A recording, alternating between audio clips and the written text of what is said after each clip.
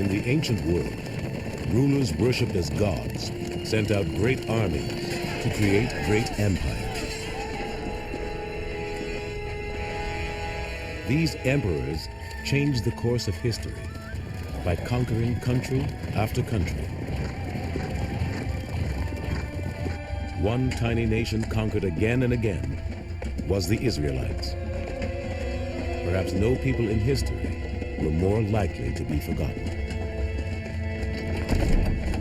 But these were not just any people. These were the people of the book.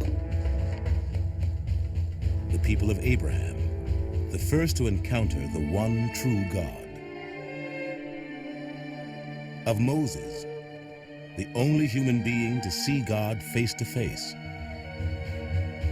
And of David, warrior, king, and adulterer. The Israelite stories taught unique lessons about God. And in the hands of great rabbis like Hillel and preachers like Jesus of Nazareth, the Israelites' Bible would change how human beings understood what was right and what was wrong, and how they should treat one another. And against all odds, the Israelites would change human history as much as any empire that ever existed.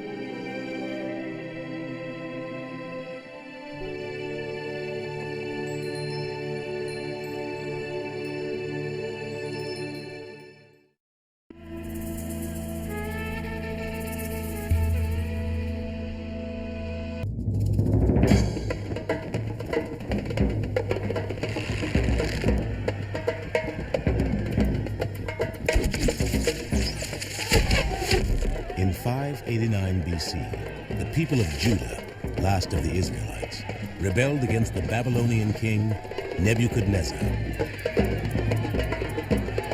He responded by ordering his troops to lay waste to Jerusalem and destroy the Judeans' most precious possession, the Temple of Solomon. Then Nebuchadnezzar ordered that the king of Judah should watch his sons be put to death as a sign to all that his royal line had come to an end.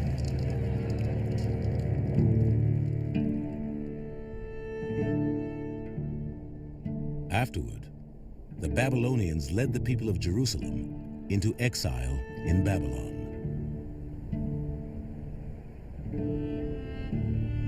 As they traveled the 600 miles from their tiny homeland to Babylon, the Judeans' future looked grim. Only a few generations earlier, the northern tribes of the Israelites had been taken into exile and vanished forever.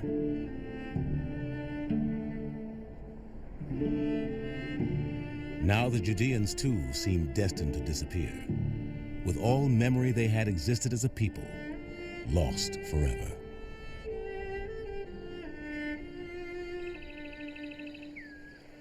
Their mood was captured in a poem from the Book of Psalms. By the rivers of Babylon we sat and wept when we remembered Zion. On the poplars there we had hung up our harps, for our jailers asked us to sing them a song. But how can we sing a song of the Lord in a strange land?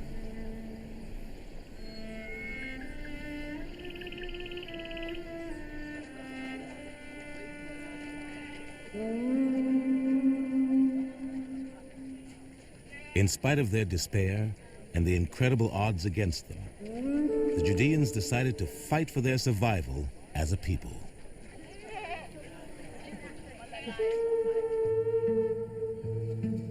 They chose to fight not with spears and swords, but by writing a book. In every spare moment they could find, the greatest of the Judean scribes began to rewrite and edit together stories about their past, which had been handed down to them by their ancestors. The book they compiled was the first edition of the most influential work in human history, the Hebrew Bible. The Bible was the first book.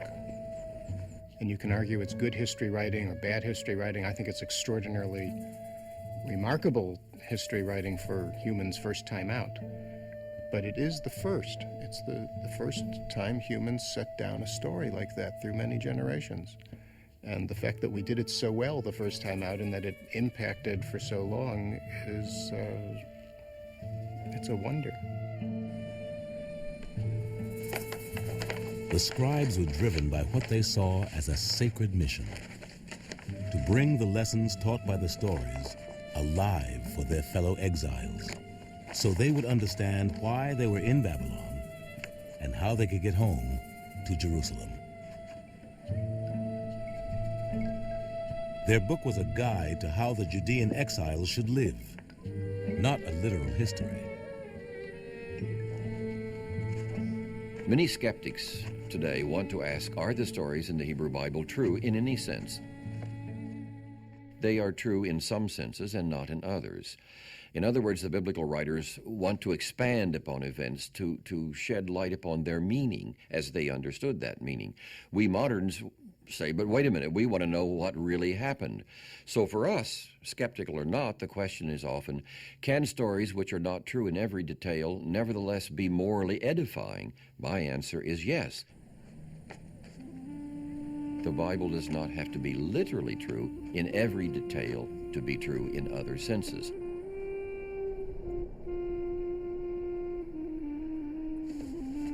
The story said that the father of all Jews was Abraham. Abraham was born in the city of Ur in Mesopotamia.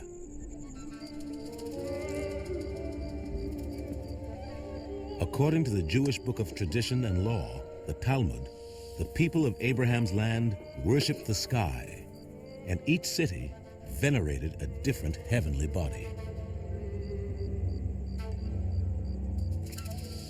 Abraham's father made and sold idols to the people of the city of Ur.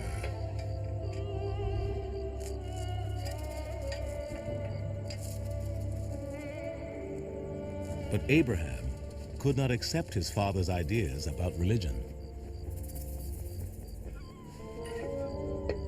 There's a very famous legend that says that when Abraham was a young boy, his father, Terach, owned a shop. The shop was full of idols. One day he said to his son, "Watch the store for a while I go out." And when he came back, he found that every idol in the store had been smashed, except for the largest idol that had a wooden staff in its hand.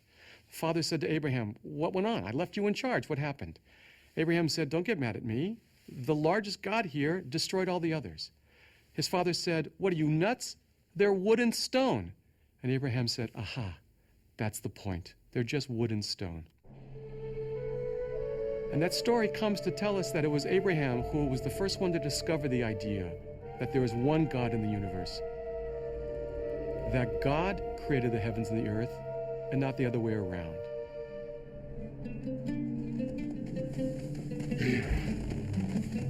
According to the stories, once Abraham began to voice his belief that the universe was ruled by a single God, that God gave him a mission.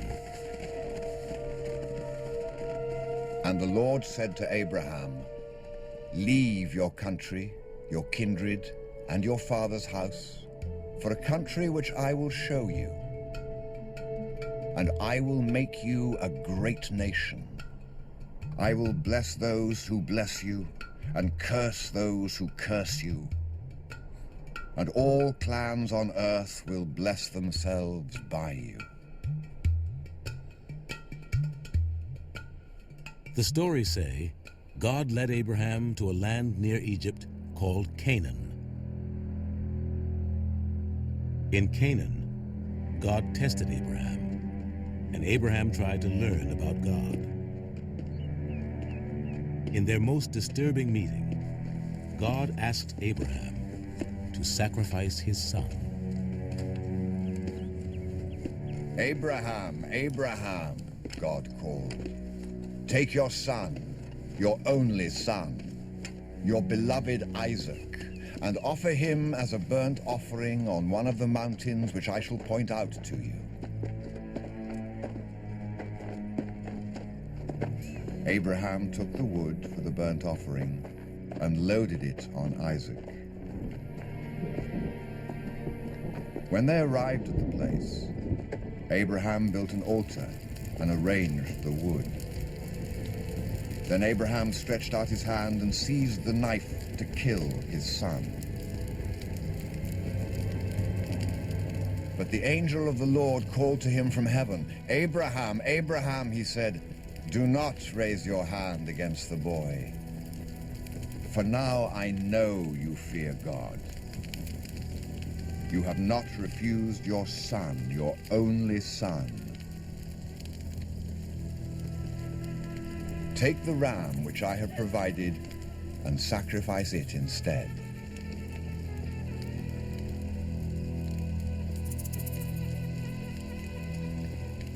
I regard this as the game of chicken.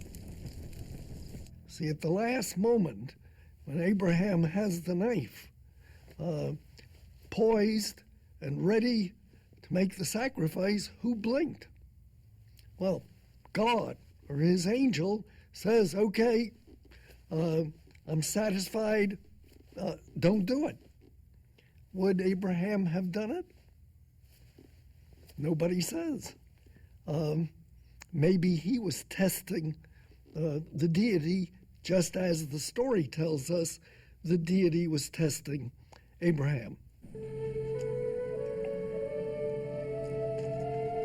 The stories say that because of Abraham's obedience, God made him a promise.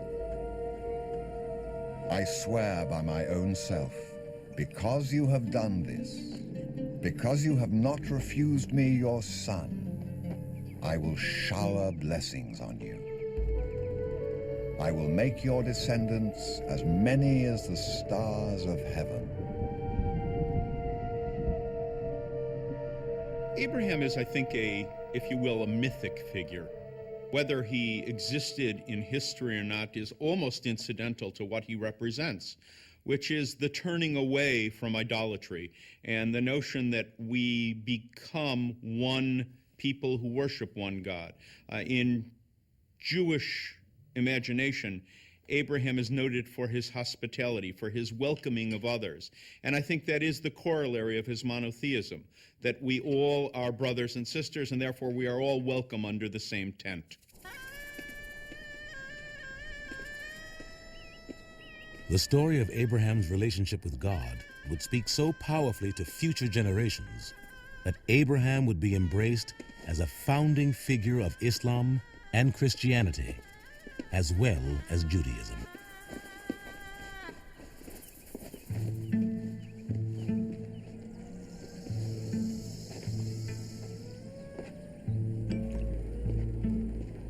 But for the scribes in exile in Babylon, simply writing down stories about their ancestors was not enough. Their great challenge was to make sense of their own world. How had the people that God promised Abraham he would make a great nation wound up on the verge of extinction in Babylon?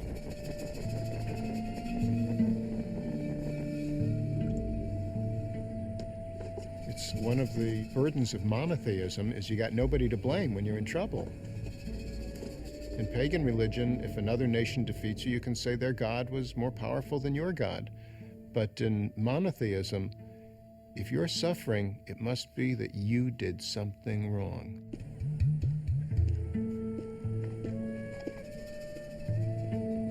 The scribes' book was, above all, an explanation to their fellow exiles of what the Israelites had done to lose God's favor.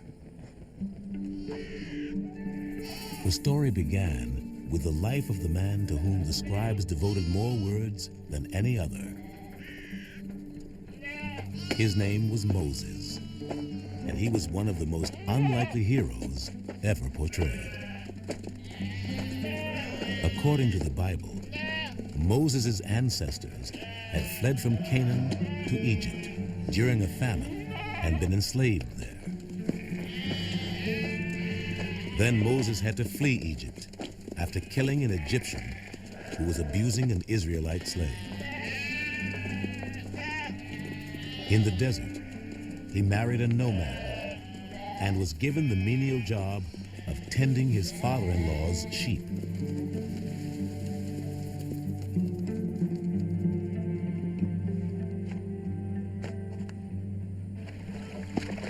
But God had a different job in mind for Moses. God appeared to him in a flame blazing from the middle of a bush. Moses looked. There was the bush blazing, but the bush was not being burnt up. Moses said, "I must go across and see this strange sight." When God saw this, he called to Moses from the middle of the bush. "I am Yahweh, the God of your ancestors, the God of Abraham, the God of Isaac, the God of Jacob. I have seen the misery of my people in Egypt, and I am sending you to Pharaoh, for you to bring my people, the Israelites, out of Egypt."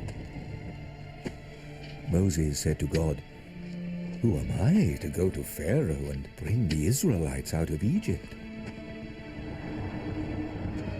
God said, "I shall be with you." Moses then said to God, "Please, my Lord, send someone else, for I have never been eloquent. I am slow and hesitant of speech." The sense that we get from the Bible is that Moses is overwhelmed, humbled, and frightened.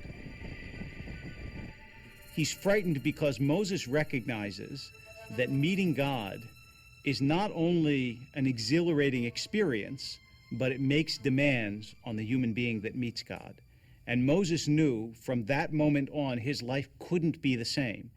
And because he had just achieved a stable life, you get from him both a sense of this is an enormous moment for me as it would be for any human being, and I wish I could run away from it. Reluctantly, Moses went to Egypt. There, on God's orders, he inflicted 10 plagues on the Egyptians. During the 10th plague, which gave rise to Passover, Moses told the Israelites to put blood on their doorposts so the angel of death would pass over as it struck dead the firstborn son of every Egyptian family. According to the stories, after the 10th plague, Egypt's Pharaoh let the Israelites go. Moses then led them out of Egypt and into the Sinai desert. In later traditions in the Hebrew Bible, the Exodus story is the point of beginning. That is where the great epic of Israel starts. But is any of it true? According to the stories in the Bible, for instance, there would have been as many as 2 or 3 million Israelites wandering around in the wilderness. A list of dozens of sites that they visited is given. The fact of the matter is the desert could never have supported more than a few thousand nomads. And of all the dozens of sites mentioned in the Hebrew Bible, we can identify only 1 or 2. So most archaeologists have given up trying to provide any archaeological background for the stories of the Exodus. We don't have any evidence. For the scribes, it was impossible to write an historically accurate account of what had taken place as much as 700 years before their time. What was possible was to communicate to their fellow exiles the eternal lessons that Moses' story taught. Modern scholarship disputes many parts of the story of the Exodus. But what is central about the story is not that it is factual, but that it is true. In other words, the story of the Exodus is a story that embodies some of the deepest and most profound truths of the human condition. What it is to be in the wilderness, what it is to hope for a promised land, what it is to escape slavery, and to be both bewildered and exhilarated by the prospect of freedom. And this is a story that is a sacred story because it not only embodies truths, but it embodies truths that are animated by and inspired by God.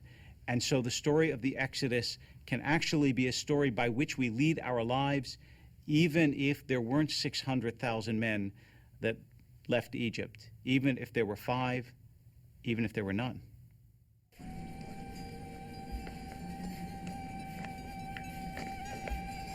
To the writers of the Bible, the most important truths of all were found in the story of how God gave Moses the laws that his people were to observe for all time. The Bible says God gave those laws to Moses in his only face-to-face meeting with a human being.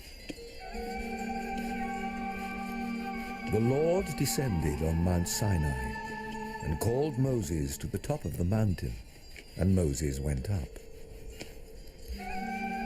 Then God spoke all these words. He said, I am Yahweh, your God, who brought you out of Egypt. You shall have no other gods to rival me. You shall not make carved images, or bow to them, or serve them. You shall not misuse the name of Yahweh. Remember the Sabbath day and keep it holy. Honor your father and your mother. You shall not kill. You shall not commit adultery. You shall not steal. You shall not give false evidence. You shall not set your heart on any of your neighbor's possessions.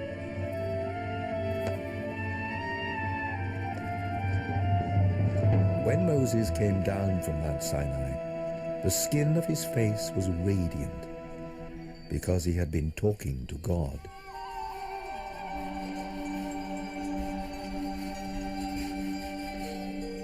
The revolution in the Ten Commandments was that God cares not so much for how human beings treat God. That was, after all, the pagan ideal. You have to sacrifice to us the right way. You have to watch all your observances because the gods will treat you well if you treat them well. But the Ten Commandments says God cares how human beings treat each other. It shifted the focus from you honor God by treating God well to you honor God by treating well the person standing in front of you. The Ten Commandments summarized the essence of the Jewish message for all the ages. To the scribes, what happened at Sinai was key to understanding why they were in trouble with God. For the Ten Commandments were the heart of a binding covenant between God and the Israelites. One of the great discoveries of scholarship of the last century was that in the ancient Near East, there were all sorts of legal documents, treaty documents between nations and individuals. And in the Bible, the covenant between God and Israel follows the form of those ancient treaties. It's in the legal terminology of the day. It would be as if the covenant were given today, it would say something like, well, hereinafter in this covenant, God will be known as the party of the first part, and Israel will be known as the party of the second part. Whereas the party of the first part brought the party of the second part out of the land of Egypt, out of the house of bondage, therefore you shall have no other gods, and so on. The covenant is really in legal terminology. It was understood to be a contract between God and Israel. God has done this, this, and this for you. Now here's what you have to do. After Sinai, all the rest of the stories of the Israelites would, at their core, be about whether or not they had obeyed God's commandments. It was a challenge they would face without Moses to guide them. For according to the stories, after leading his people through the desert to the promised land of Canaan, Moses himself was forbidden by God to enter. Moses went up Mount Nebo, and Yahweh showed him the whole country. This is the land which I made an oath to give to Abraham, Isaac, and Jacob, saying, I shall give it to your descendants. I have allowed you to see it, but you shall not cross into it. Then Moses, servant of Yahweh, died. Since then, there has never been such a prophet as Moses, the man who knew Yahweh face to face.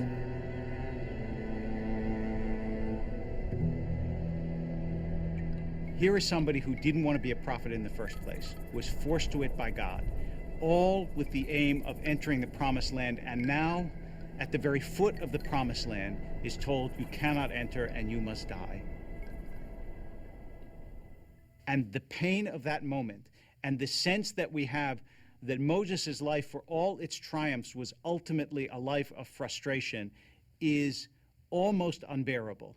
And the only thing that makes it possible for the reader to go on is that the Bible ends by saying that Moses saw God face to face. So even though Moses didn't get to see the land, which was the aim of his life, he did get to see God, which the Bible tells us is the aim of every life. The stories say that after Moses' death, the Israelites invaded the land of Canaan. God made the walls of Jericho fall before them, and they swept the Canaanites from the land in a series of great military victories. But according to historical evidence, the Israelites did not invade Canaan at all, but were in fact Canaanites themselves. Why would archaeologists today argue that the earliest Israelites are not newcomers to Canaan at all, but indigenous peoples? How do we know that? We know it from such things as their pottery, which is in the old late Bronze Age Canaanite tradition. There is nothing new in the pottery of these 12th century settlements that we call Israelite. They're making a style of pottery that local people had made for centuries. We also know that the oldest passages of the Hebrew Bible describing Israelite religion make it look very much like Canaanite religion. So the continuities between Canaanite culture of the late Bronze Age and so-called Israelite culture of the Iron One are very striking.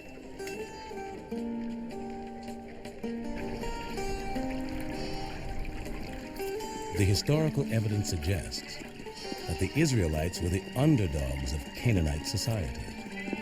Slaves, shepherds, nomads, who started new lives together in the hill country of Canaan. They became a people, not by fighting battles, but by telling stories. One of the mysteries we face is how to explain how a people becomes a people. How does ethnic and cultural identity come into being? If early Israel was a motley group of shepherds, nomads, peasants, bandits, how is it that they moved into this area and formed an identity that was so strong? One of the things that we've learned in recent years is that cultural identity is very much a cultural fiction. This is how the Israelites made their identity, in large part by telling these stories. It is as much as if the story were shaping the people, as much as it is that the people are telling the story. The stories told by the Israelites were well suited to inspiring and guiding a new community, for they contained an incredible richness of detail about the lives and interactions of human beings.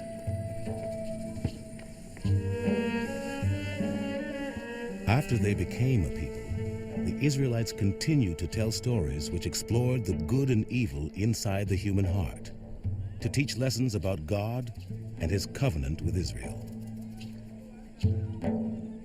One of the greatest portraits ever of a human being, in all his strengths and weaknesses, was the story of King David. David is a story of a human being that really throbs with realism.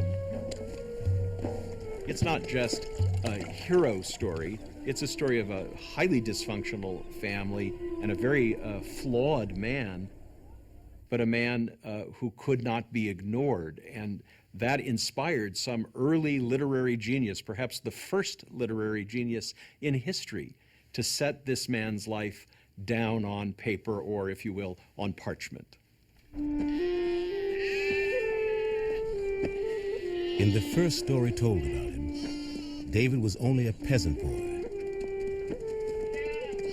Until one day, God spoke to the prophet Samuel. I am sending you to Jesse of Bethlehem, for I have found myself a king among his sons. Samuel journeyed to Jesse's home to search for the future king. Samuel looked at Jesse's eldest son, but Yahweh said to Samuel, "Take no notice of his appearance or his height, for I have rejected him. I do not see as human beings see. They look at appearances, but I look at the heart." One by one, God told Samuel to reject 7 of Jesse's sons. Samuel then asked Jesse, "Are these all the sons you have?" Jesse replied, "Only the youngest is left. He is looking after the flock." God said, "Get up and anoint him. He is the one." The Israelites already had a king named Saul, but he was a tormented man who had angered God. Unaware of David's destiny, Saul brought the young boy into his palace to play the harp to soothe his spirits. Soon, David was like a son to Saul. Then one day, word reached the palace that the greatest warrior of the Philistines, Goliath, had challenged the Israelites to send someone out to fight him, one-on-one. No one dared to take up the challenge, except for the king's young harvest. With his sling in his hand, David went to meet Goliath. The Philistine looked at David, and what he saw filled him with scorn, because David was only a boy. The Philistine said to him, "Come over here, and I will give your flesh to the birds of the air and the beasts of the field." But David answered, "You come against me with sword and spear, but I come against you in the name of the Lord God." For the writers of the Bible, the story of the underdog, David, killing Goliath was about far more than just one battle.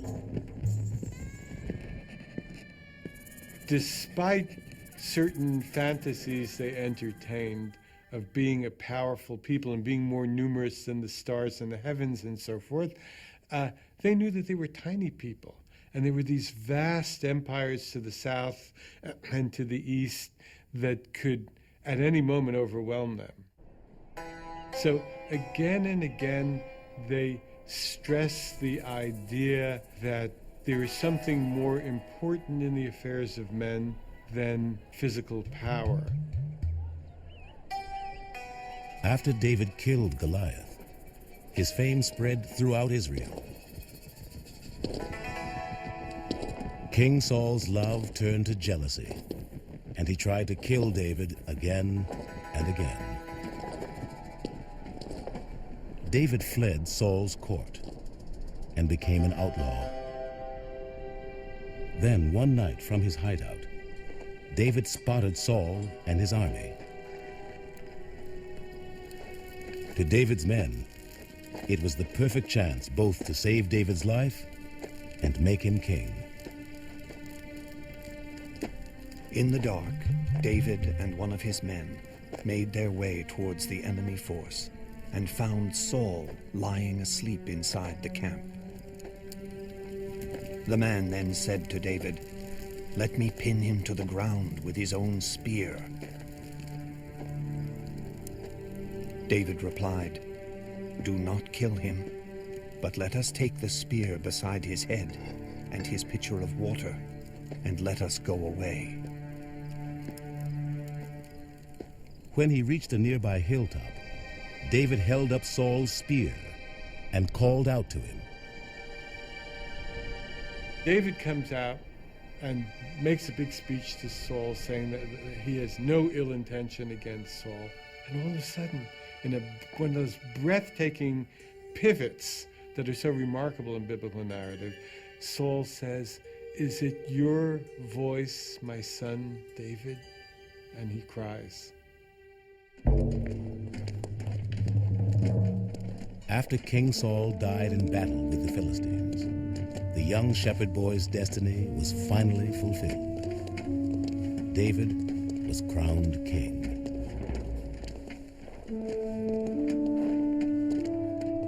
But using his new power wisely turned out to be David's greatest challenge.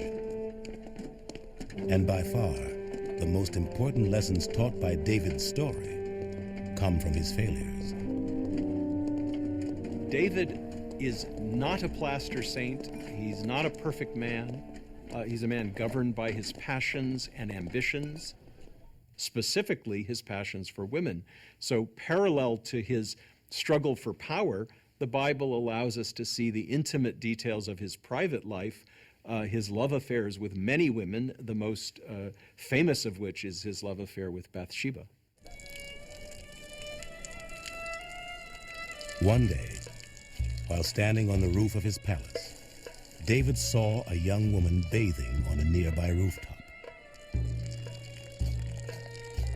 David made inquiries about this woman and was told, "Why, that is Bathsheba." David then sent messengers to fetch her. She came to him, and he lay with her. When Bathsheba told him she was pregnant, David arranged to have her husband killed in battle.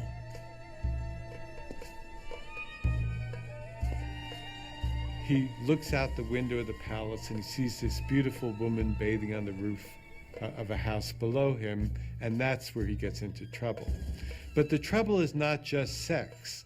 The trouble is his bumbling attempts to cover up the adultery, and when he can't do that, to get rid of the husband by murder. Once he's done that, everything starts to fall apart in his life. After David married Bathsheba, God sent a prophet to confront him. And David confessed to his sin. In the ancient world, the king is the law. And the key moment of this story of David and Bathsheba is when David stands there and says, "Yes, I sinned and will be punished." Because it is at that moment that we realize that Israel's revolution has won. That in fact, David recognizes that God is above all human beings, and that no human being, not a king, not a warrior, not even a prophet, can be above the law.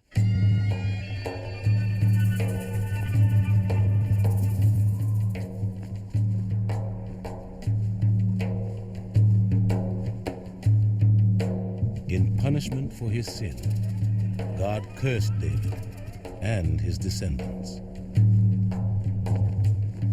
For this, your household shall never be free of the sword. You have worked in secret, but I shall work for all Israel to see.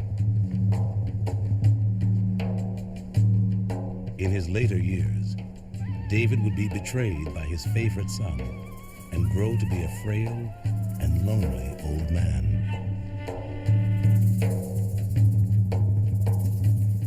For the writers of the Bible, David's breaking of the commandments and God's curse upon his house helped to explain the disasters Israel would suffer in the years after David.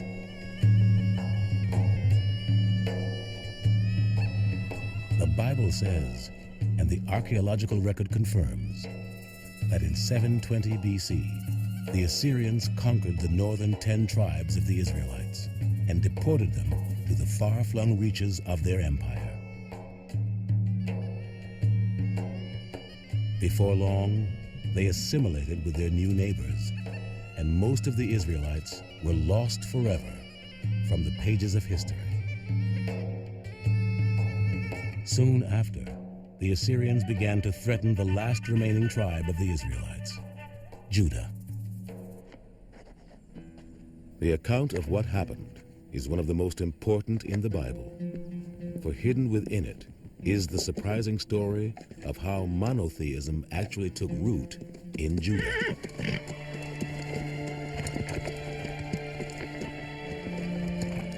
In 640 BC, the land of Judah was ruled by King Josiah. Josiah was desperately afraid that his people were unprepared to face the threat not just from Assyria, but from Egypt and Babylon. Most Judeans were still rural people who cared nothing about Jerusalem and its king. They also knew little about Israel's covenant with the one God. In fact, many Judeans appear to have worshipped a goddess named Asherah, who they believed was the God of Israel's wife. From a superficial reading of the Hebrew Bible, you would suppose that all the early Israelites were monotheist. Most archaeologists and most biblical scholars now believe, however, that monotheism was a very late development and perhaps did not emerge full-blown until after the fall of Jerusalem in the early 6th century. So, most of the early Israelites were polytheist. They worshipped a new god, Yahweh, perhaps, but alongside them they worshipped El, the old male deity of the Canaanite pantheon. And above all, they worshipped Asherah, the mother goddess. We now know that. This is very disturbing to many people, but God had a lady friend.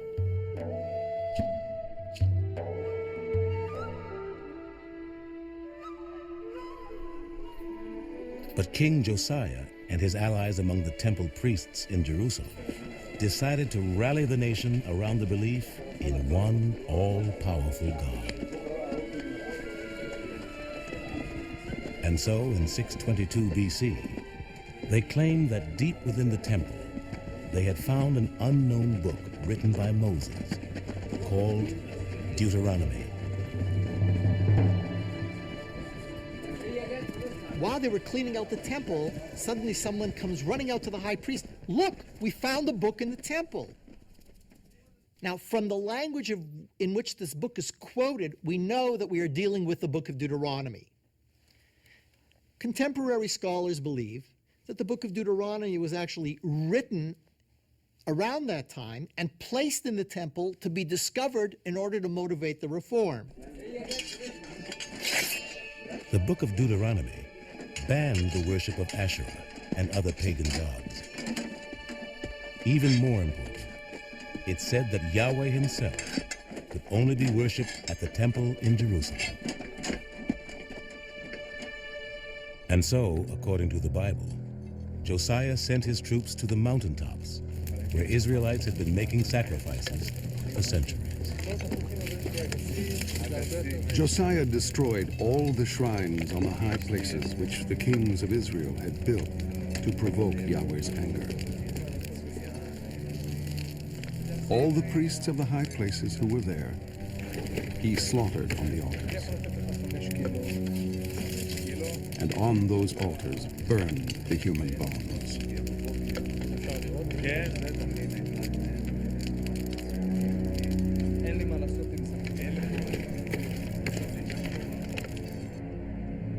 was one of the major religious revolutions of ancient Israel, because now you couldn't just go any place you wanted to sacrifice the animal. You could only do it at one place.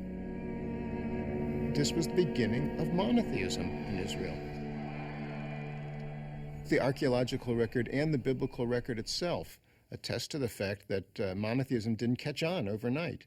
And people didn't just run out and say, oh, I see, there's only one God. Well, I'll just get rid of all these statues I have in the house that belong to my great-grandfather and everyone before him, and I'll stop worshiping all these gods I've always worshipped.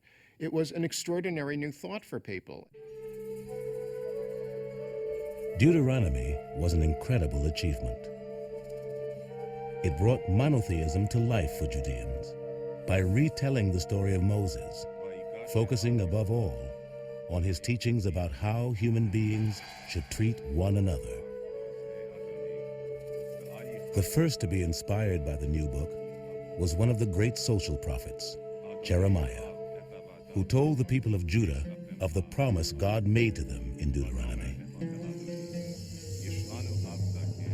If you truly treat one another fairly, if you do not steal from the stranger, the orphan, or the widow,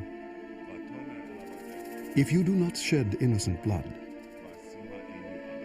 and if you do not follow other gods, then I shall let you stay in this place, in the country I gave forever to your ancestors of old. The demand is that we care for one another and love one another. And in so doing, the prophets tell us, that is how you find God. The social prophets are ferocious in their insistence that if you have wealth, it must be shared. You can't just simply, as Amos says, lie on your couches of ivory and drink wine. If you're not feeding the poor, it doesn't make a difference whether you go to church or synagogue, you're failing God.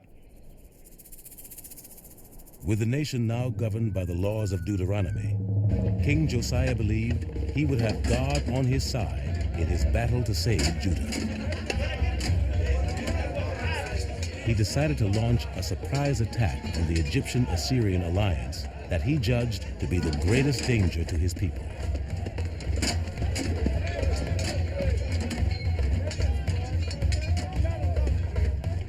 In 609 BC, Josiah and his men ambushed an Egyptian army. But in the battle that followed, the Judeans were routed, and King Josiah was killed.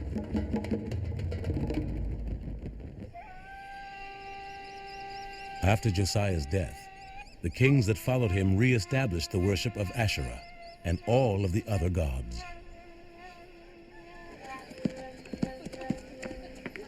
In response to their abandonment of monotheism, the prophet Jeremiah told the people of Judah that he had received an ominous message from God. The word of Yahweh came to me. Make your way down to the potter's house. So I went down to the potter's house, and there he was, working at the wheel. But the vessel he was making came out wrong, as may happen with clay when a potter is at work. So he began over again. Then the word of Yahweh came to me. House of Israel, can I not do to you what this potter does? Listen, I am preparing a disaster for you. According to Jeremiah, God was so angry, he decided to send the Judeans into exile and start over.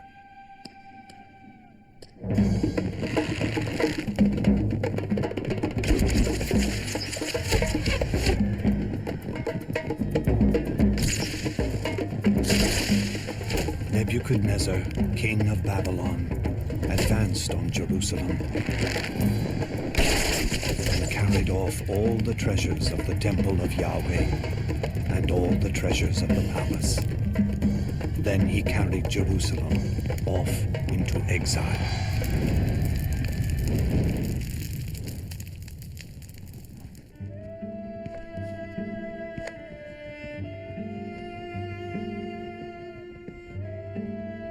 With the Babylonians' conquest of Judah, the scribes had come to the end of their story of how the chosen people were sent into exile.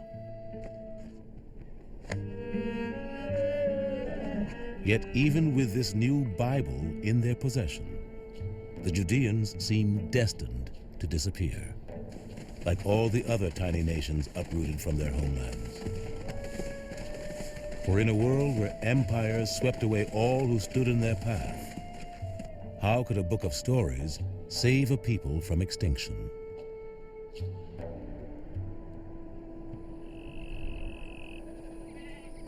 But in Babylon, something remarkable happened.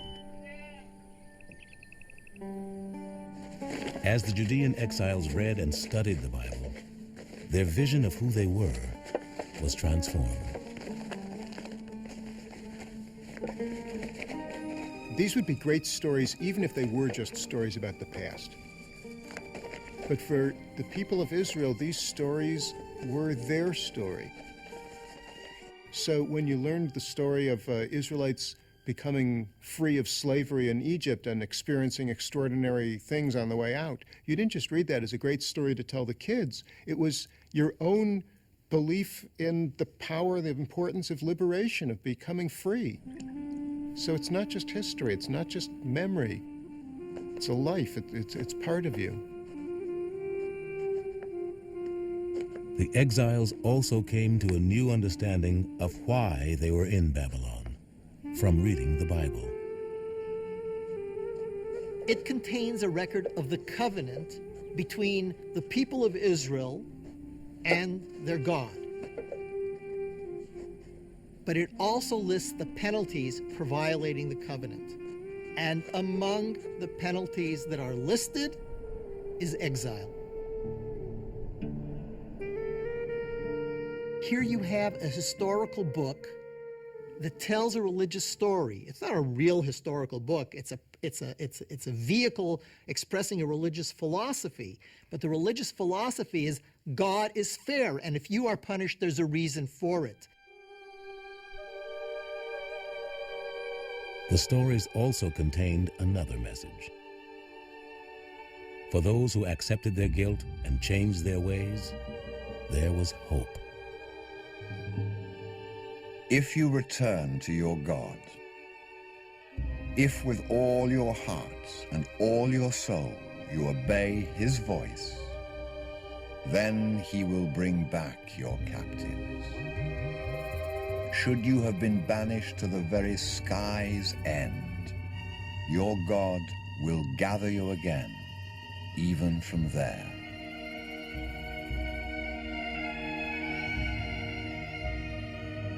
For the short term, it was obvious what they had to do. They had to look at the covenant, and they had to start living by the covenant in exile. And what you actually see in the Babylonian exile is the transformation of Israelite religion into something new that we can call the earliest form of Judaism. In Babylon, the Judeans embraced the belief in one all-powerful God as never before. And soon, in one of the most remarkable twists in history, their conviction that their God would allow a faithful people to return home was going to come true.